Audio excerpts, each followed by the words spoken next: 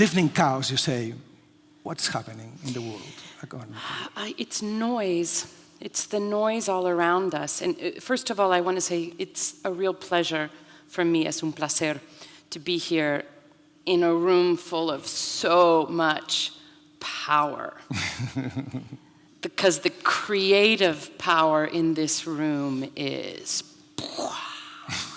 I love it. I go back and forth because I see a world where we're flooded with information, and most of the information that arrives to us is explosive and negative and difficult and hard.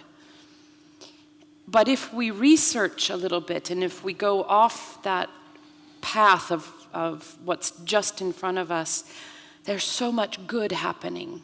So much good. And I find myself falling into the path of the chaos, which is just the noise that comes.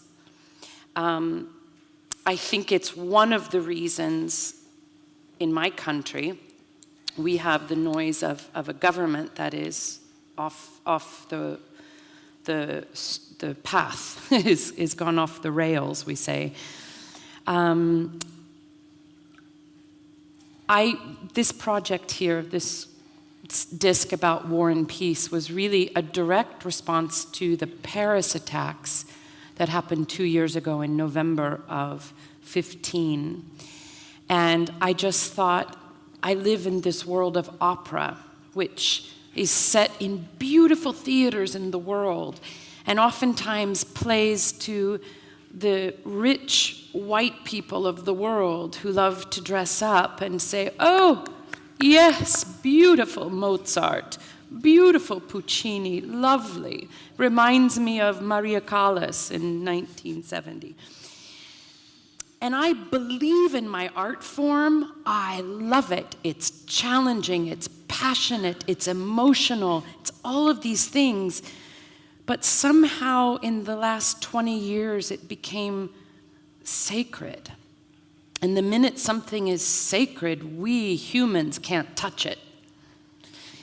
And that's not what this is. I live in a world where I want to bring the emotion, bring the challenging question of life and death, good and bad, light and dark, to myself and to all of us who listen. Because this is the moment in time right now that we need to decide if we're going to feed the light or the dark, to feed the positive or the negative. Because there's a lot that's feeding the negative. And it's in the headlines, and it's in neon lights. And I want to make sure that in the arts, where we have access to beauty, truth, emotion, that these things come to the surface now more than ever. So those poor kids who are stuck in a world of this can go, what? Oh, wow. That's what we need. We are very worried about the world we live in and about the moment of the world. Your words, those who are actives in society, you talk for yourself, we have to decide if we want to keep the pieces together or to let them divide us. You feel yourself a kind of leadership in this item. I don't know if I'm a leader in this, other than I'm not okay to stay quiet in this moment. In a way, it's one of the most thrilling periods in human history, I think, to be alive. Because we're participants in what direction we go next. We have a say in where the world goes next. And I think one of the things that's happened is with bombs and terrorists and Trump and bleh, all of this, we start to go, well, what can I do? I'm just one person. I don't want to stay silent. I want to actually, as a citizen, use my talent and my platform, which happens to be a stage and a voice, and I want to infuse the people who hear an opera that I do or a concert or read something I've written, I want to infuse them with a hope that is active and alive. And I want to have a real say in the direction that my society goes tomorrow. I can't control where we are right now, but I can take where we are and say, I want to go there. I have no interest in that. Yeah. I am very interested in how could I say, the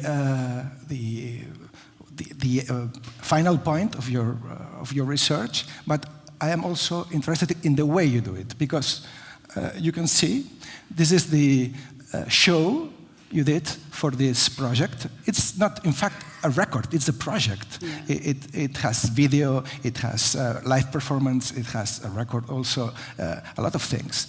And when I see that kind of mise-en-scène, I think that you are thinking in new audiences. Are you? Yes. Not strictly for the case of building a new audience. It's a bigger picture than that. I think the world that I want to see tomorrow has an audience that is engaged and informed by culture and informed by history and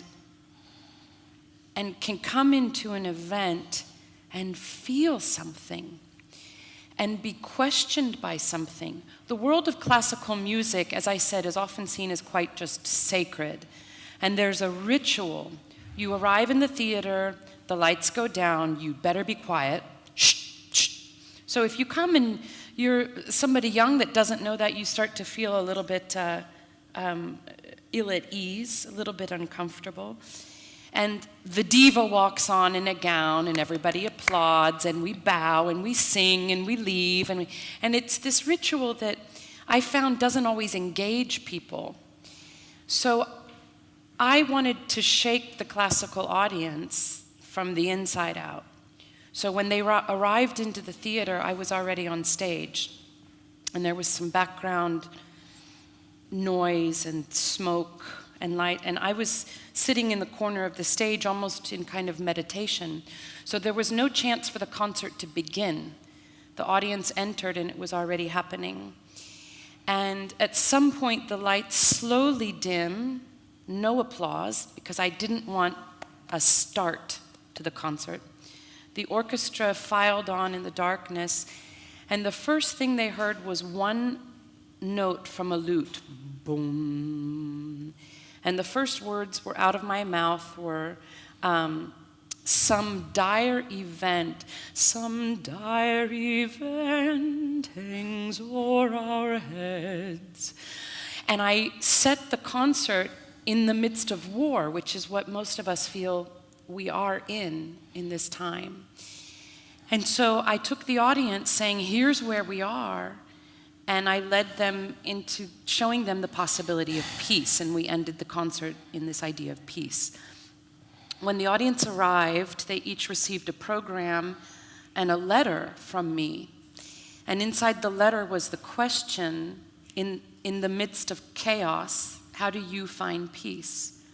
And they were invited to write their response and leave it. And we've accrued thousands and thousands of responses from all over the world. These are also online. You can go on and answer this question. Because I wanted the audience to participate and not just observe. I wanted them in it. I wanted them to be in the middle of their world, experience this music from 300 years ago, and realize that it offers answers to their life and their confusion today, and then to participate in writing their response. And it was beautiful at the intermission and afterwards to see people in small groups around the bar and things, thinking and writing and participating in the event and not just witnessing it. Any answer to that question that has hit you mainly? Well, a lot of answers. There was a common ground. A lot of people mentioned nature. A lot of people mentioned breathing. A lot of people obviously mentioned music, because I was speaking to music lovers.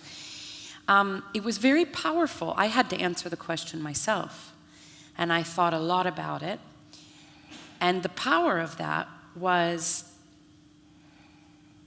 a news cycle comes on and there's another bombing. Or the day before my Barcelona concert, which was being filmed for DVD and for Arte television, there was the Manchester bombings in London. And all of my tour team and many of the orchestra musicians were from the UK, and we were all devastated. And I walked out onto that stage thinking, what am I doing? I'm not making any difference. I'm singing about peace, and it's not making any difference because the world is exploding around me. And by the end of that concert, I was different because the music worked its power on me, and I came back to a place of hope, like belligerent hope. The power of me writing my answer down means that when the world is spinning out of control and it's chaotic, or my head is chaotic, my own head is spinning out of control, I've given myself an answer. So I no longer have to go, I don't know what to do, what can I do? I'm like, Joyce, you wrote down your answer. And my answer, in the midst of chaos, how do I find peace? I love. God dang it. It's hard to do. It's really hard to do. But I have my answer. So I no longer have an excuse to say, oh, I don't know, it's hard. I mean, look at the world. It's so chaotic. That's the power of this, is that each person then answers, and then they have a place to go, at least to start, in how to go out of this. For many people, they put on the disc, they start to hear the music, and that starts to transform, at least them for the moment. Just finishing, we know you have another appointment later.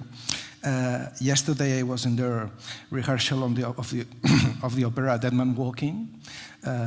You make the opening tomorrow. Yes. Today is the rest of your desk, right? It was such an experience. I saw people very moved all around me, even though people who normally doesn't go to that kind of music spectacle shows. Why do you think art is so powerful? Art? In general, art, music.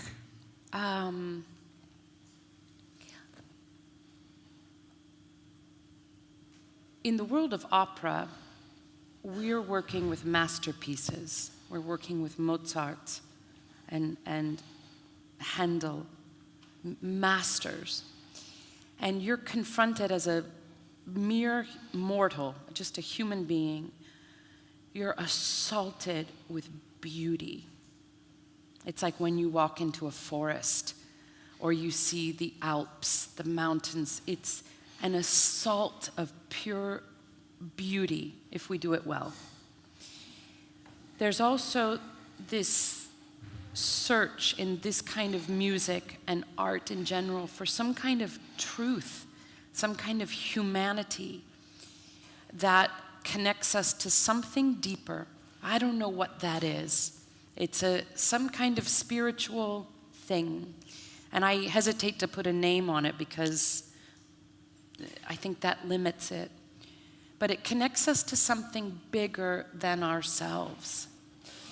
And if I go back to what I see all of us and kids doing, this kind of world, it's so small and it's so insular, right? When you're confronted with something so much bigger than yourself, it opens you and it opens your worldview and it connects you to your fellow human beings.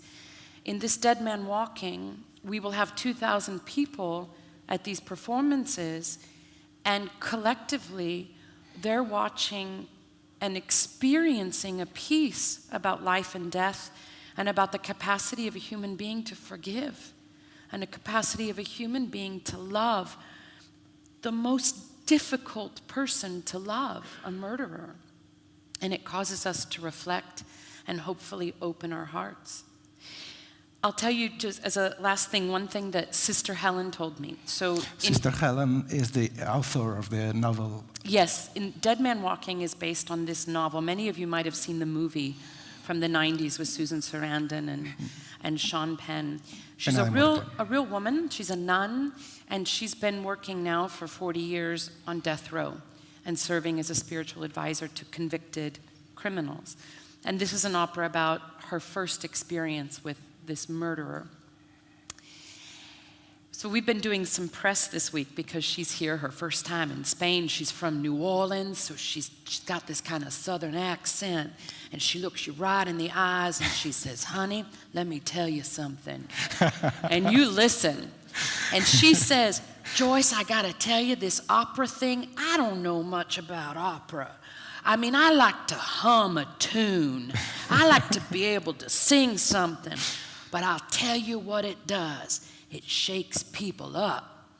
We get in these habits. We talk to the same people. We read the same newspapers. We listen to the same music. Everything's a habit. We gotta break those habits, Joyce. We gotta shake ourselves up from the inside and meet people who are different than us and read things that we don't agree with and open up the world so that our heart explodes open. Then we're waking up." And you go, "Okay, sister, I'll do that. Yes, ma'am, okay." But what she's talking about is art. Yeah. What she's talking about is theater, books, everything. I said the power in this room is so exciting. We have a power and a responsibility to think about how we want to shake up the world, starting with ourselves, and to challenge ourselves and to take risks in what we do. Because I'll tell you what, it's not going to come from politicians. And it's not going to come from the system. With all respect, all due respect to those institutions. It comes from the artists. It always has. When there's been revolution, when there's been change, when there's been a social movement, it comes from the artists. And that's you. That is you. The last thing, I'm so sorry. Please, You guys have so much important stuff first to to talk you. about. Please. The one quote that has given me life during all of this, because this project has been very personal and long and difficult in times, it's by a playwright, Jonathan Larson. And he wrote the book for Rent, the musical, which was on Broadway a while ago. He said, "The opposite of war is not peace, it's creation." Oh, I love that. I do. And you all are creators in this room. And this is a moment to create your ass off. Can I say that? It's to create like crazy, but create with responsibility and vision. And I think that's why we're here, and that's exciting. I love it. We love you. I love you too. Thank you. Thank you so much. Muchísimas gracias. Thank you, Xavier. Such a pleasure.